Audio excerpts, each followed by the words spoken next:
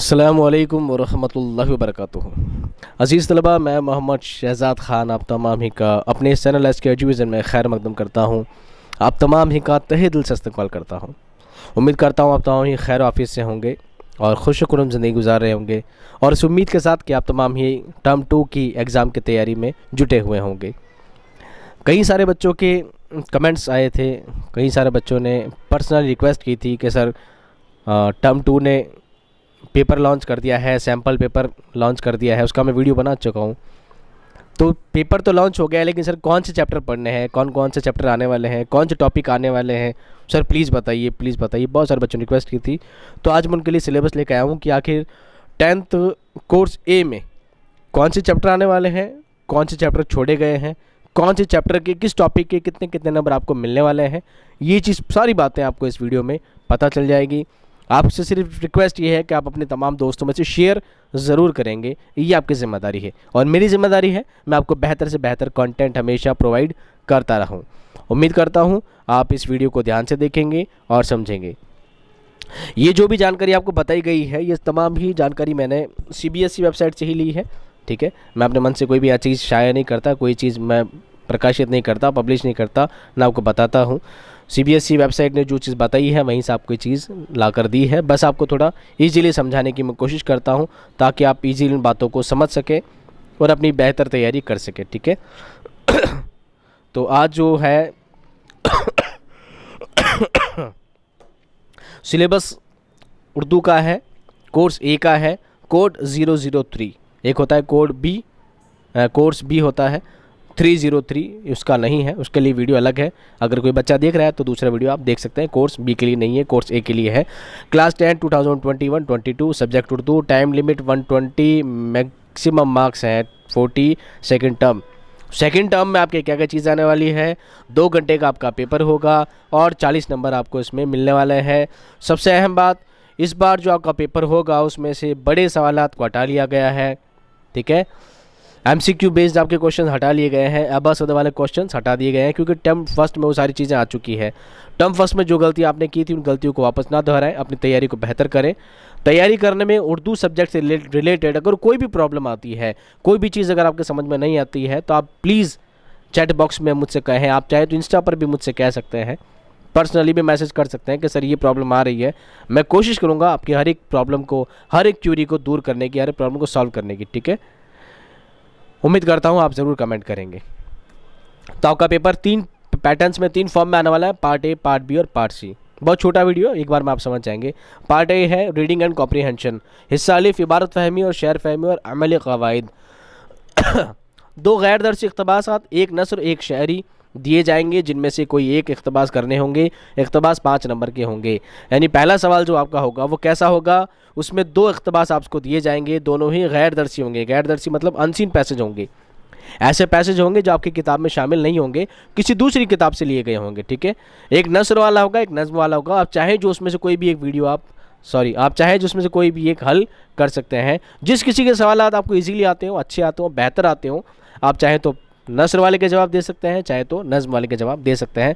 बस ध्यान रखना है कि दोनों में से किसी एक के जवाब ही देना है। ऐसा नहीं 3 जवाब इसके दे दिए, 2 जवाब उसके दे दिए, ऐसा नहीं चलेगा। ठीक है, और दोनों ही पैसेज अनसीन होंगे, आपकी किताब में शामिल नहीं होंगे। अब दूसरा देखिए, 2 दरसी इक़्तिबासात, 1 नसरी 1 शायरी दिए जाएंगे, जिनमें से कोई एक इक़्तिबास करने होंगे। इक़्तिबास 5 नंबर के होंगे। सेम वही फॉर्म जो पहले अपनाया गया है, वही चीज़ वापस है। बस फ़र्क इतना है, पहले जो पैसेज थे वो अनसीन थे, ये वाले पैसेज सीन पैसेज हैं, आपकी किताब में से, आपके निसाब में से शामिल किए गए हैं। ठीक है, वही चैप्टर्स के, किसी भी चैप्टर्स का आपको पैसेज दे दिया जाएगा, एक नस्र वाला, एक नज़्म वाला, एक गद्य और एक पद्य, दोनों आप में से कोई भी एक चुन लेना आपको। ठीक है, अब है हिस्सा अलिफ अमली क़वाइद। अब जो सवाल आएंगे वो आएंगे 3-3 नंबर के। कैसे आएंगे? 3-3 नंबर के 6 सवाल आएंगे। 10 सवाल आएंगे, 10 में से आपको सिर्फ 6 के जवाब देने हैं। फिर बता रहा हूँ, 10 सवाल आएंगे, 10 में से सिर्फ 6 के जवाब देने हैं। हर सवाल के जवाब पर आपको 3 नंबर मिलने वाले हैं, मतलब थोड़ा लंबा उसका जवाब हो सकता है। अमली क़वाइद के सवाल मुख्तसर जवाब पर मुश्तमिल होंगे। मुख्तसर शॉर्ट ही जवाब देना, बहुत ज़्यादा डिटेल में नहीं जाना है। पहला सवाल आएगा मुहावरे, ज़रबुल मिसल और कहावतें। मुहावरे, ज़रबुल मिसल यानी मिसाल और कहावत में से, लोकोक्ति में से आपको सवाल दिए जाएंगे। 3 या तो आपसे मुहावरे पूछे जाएंगे या कहावत पूछी जा सकती है, उनका आपको जवाब देना है। इसका आपको 3 नंबर मिलेंगे। शहरी इस्तिलाहत में मिसरा, शेर, बंद, काफिया, रदीफ, मतला, मक्ता, हुस्न मतला से आपसे सवाल पूछे जाएंगे। इसके भी आपको 3-3 नंबर मिलने वाले हैं। समझ में आ गई बात? कितने नंबर मिलने वाले? 3-3 नंबर मिलने वाले हैं। अब जो आपसे सवाल पूछे जाएंगे वो आएंगे 2-2 नंबर के। 4 कसीर इंतखाबी सवाल मुख्तलिफ असबाक से लिया जाएंगे। अब जो सवाल आपसे पूछे जाएंगे उनके आपको 2-2 नंबर के सवाल हैं। ये भी आपसे कितने सवाल होंगे? 10 सवाल होंगे और 10 में से आपको कितने के जवाब देने हैं? सिर्फ 6 के ही जवाब देने हैं। 10 में से 6 के जवाब देने और हर जवाब के बदले में आपको 2-2 नंबर मिलने वाले हैं। यानी छोटे छोटे सवाल ही आपसे किए जाएंगे। खुतून निगारी, ज़ाती और कारोबारी, दरसी किताब के इसबाक से मुतालिक नोट, नसरी और शायरी, असनाफ़ नज़म, मज़मून, रुबाई और ड्रामा, और लास्ट वाला है माविन दरसी किताब के इसबाक से मुतालिक नोट। अब देखिए बहुत सारी क्यूरीज तो भी रह गई सर, अभी तो चैप्टर हमारा क्लियर नहीं हुआ, अभी तो हमारा टॉपिक क्लियर नहीं हुआ, अभी तो मामला ही साफ़ नहीं हुआ। अरे बेटा बहुत साफ़ मामला है, बहुत ही साफ मामला है। आप बस समझ नहीं पा रहे इस बात को। समझने वाली चीज़ क्या है, जितने भी आपसे सवाल पूछे जाएंगे वो सारे सवालात के जवाब आपसे किताब से ही पूछे जाएंगे। ठीक है, नसरी शायरी का मतलब है यानी नसर से भी सवालात आ सकते हैं और नज़्म वाले से भी जवाब आ सकते हैं, शायरी वाले से भी जवाब आ सकते हैं, सवालात आ सकते हैं, चाहे वो गज़ल वाला पोर्शन हो, चाहे वो नज़्म वाला हो, चाहे रुबाई वाला हो। ठीक है, अब ये कहा गया असनाफ यानी नज़्म किसे कहते हैं, नज़्म का लग़वी माना क्या होता है, नज़्म कितना तरह की होती है। मैंने नज़्म का वीडियो बनाया ना आपके लिए, तो आप उसको भी देख सकते हैं। मज़मून किसे कहते हैं, मज़मून कितना तरह के होते हैं। इंशाइया किसे कहते हैं, ये बात पूछी जा सकती है। रुबाई किसे कहते हैं, रुबाई में कितने मिसरे होते हैं, रुबाई के बारे में सवाल किए जा सकते हैं। ड्रामा किसे कहते हैं, ये सवाल आपसे पूछा जा सकता है। अब आप पूछोगे सर ड्रामा किसे कहते हैं, रुबाई किसे कहते हैं, तो बेटा इन सब के वीडियो में बना चुका हूँ, आप डिटेल में उन चीज़ों को जाकर समझें। बस डिटेल में बहुत लंबे लंबे जवाब नहीं है, छोटे छोटे सवाल ही आपसे आएंगे और सभी के आपको 2-2 नंबर के आपसे सवाल पूछे जाएंगे। अब आप कहोगे सर यहाँ तो 5 नंबर लिखे हैं, असनाफ में 5 नंबर लिखे हैं सर, आप तो कह रहे हो या तो 2 नंबर के सवाल आएंगे या 5 नंबर या तो 3 नंबर के सवाल आएंगे। तो बेटा ऐसा हो सकता है एक सवाल आपको जो पहला बी वाला पार्ट है जिसमें 3-3 नंबर के सवाल आता है, एक सवाल उसमें पूछ लिया जाएगा। एक सवाल आपसे जो पार्ट सी है जिसमें सब 2-2 नंबर सवाल आएंगे, एक सवाल उसमें दिया जा सकता है। तो 2 और 3 मिलकर 5 हो जाएंगे। समझ गए आप बात? एक सवाल 3 वाला पूछा जा सकता है, एक सवाल 2 वाला पूछा जा सकता है, 2 सवाल पूछे जाएंगे तो 3 और 2 मिलकर 5 हो जाएंगे। लास्ट है माविन दरसी किताब के इसबाक से मुतालिक सवालात। अब दूसरा है 3 नंबर के सवाल किससे पूछे जाएंगे, आपकी जो किताब है, आपकी जो किताब है, 2 किताब है आपकी, दोनों किताब से सवालात आएंगे। अब एक बहुत अहम और सबसे काम की बात मैं आपको बिल्कुल क्लियर एंड कट बहुत ही ढंग से इसका जवाब समझें। आपको क्या करना है, एक मैंने sample paper question paper A बनाया है। ठीक है, क्वेश्चन पेपर ए बनाया है, क्लास 10th का कोर्स ए का सैम्पल पेपर मैंने वीडियो बनाया है। आप उसे ढंग से देखें और समझें। आपको क्या करना है, एक बुक लेनी है हाथ में, एक पेंसिल लेनी है।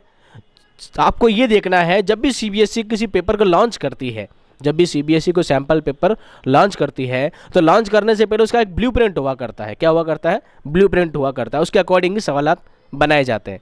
तो आपको ये करना है, सवाल नंबर 3 से लेकर सवाल नंबर 22 तक, सवाल नंबर 3 से लेकर सवाल नंबर 22 तक जितने भी सवालात आए हैं आपको ये देखना है, पहला सवाल कौन से टॉपिक से कौन से चैप्टर से लिया गया है, टिक लगा दीजिए।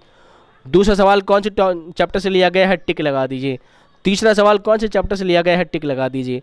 इस तरह करते करते 3 से लेकर 22 तक जिन जिन चैप्टर से सवालात लिए गए उनके आगे टिक लगाते जाना है।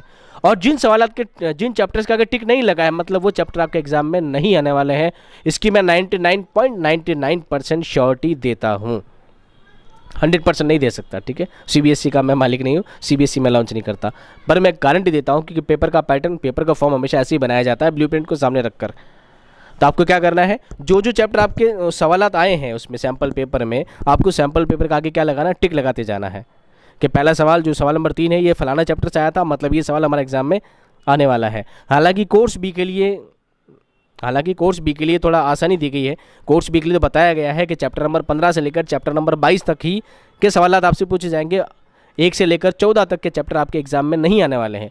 पर आपके सीबीएसई यानी कोर्स ए वालों के लिए ऐसी कोई निशानदही नहीं की गई है, उसके लिए मैं भी थोड़ा मजबूर हूँ, आपको ये बात नहीं बताई है सीबीएसई ने, पर मैं अपनी तरफ से बता रहा हूँ आपको बात। आपको क्या करना है, टिक लगाते जाना है कि इस चैप्टर से आ गया, इस चैप्टर से आ गया, इस चैप्टर से आ गया, मतलब ये चैप्टर मुझे याद करना है। जिन पर टिक नहीं है उनको छोड़ देना है, उनको छोड़ देना है। उम्मीद करता हूँ आपके चैप्टर बहुत अच्छे क्लियर होंगे और बहुत अच्छी आप तैयारी कर पाओगे।